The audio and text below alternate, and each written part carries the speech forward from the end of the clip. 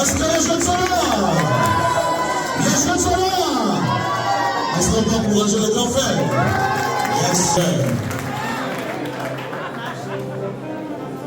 Éminent chef de quartier, chers Mwandaises et Mwandais, mesdames et messieurs, dans son discours de vœux à la nation, le président Brice Clotaire Oligui a dit, je cite, « Nous devons résolument nous inspirer des saintes écritures qui prônent l'amour, l'unité, la paix entre les filles et fils d'une même nation.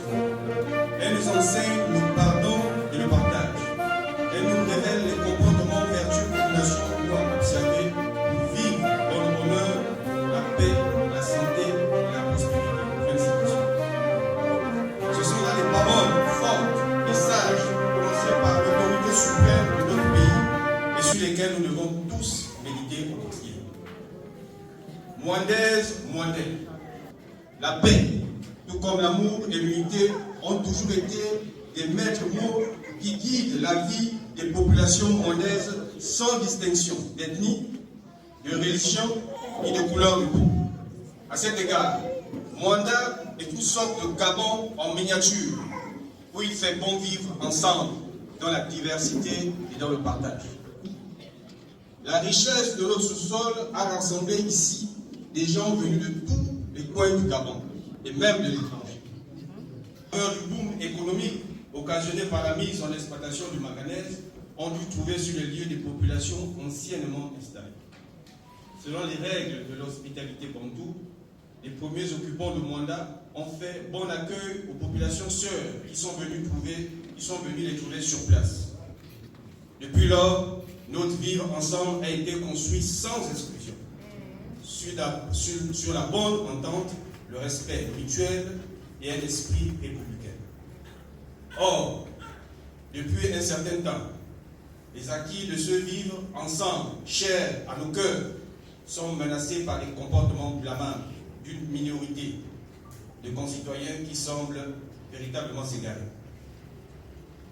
Nous assistons non sans effarement à la propagation au sein de notre tissu social des discours incendiaires.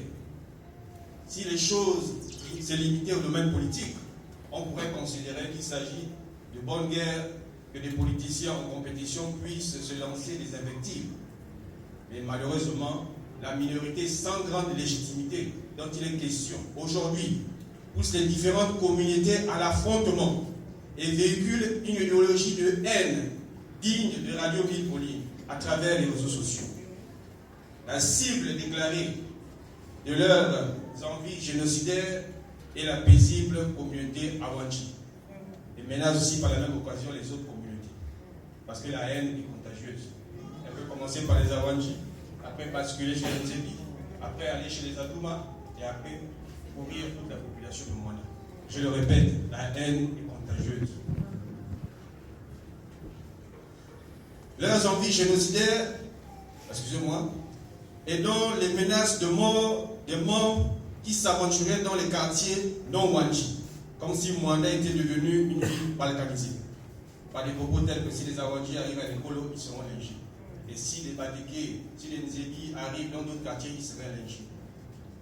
Mwanda n'est pas une ville d'aliments. Mwanda n'est pas une ville de guerre. Mwanda n'est pas un terrain de conflit. Mwanda est une terre de paix et elle le restera. La mobilisation de ce soir est un symbole de l'unité. Les populations sont venues de tous les quartiers, spontanément, sans être manipulées, sans être monnayées. Ils ont répondu à la conscience nationale, à la conscience républicaine, pour dire non à ces menteurs, pour dire non à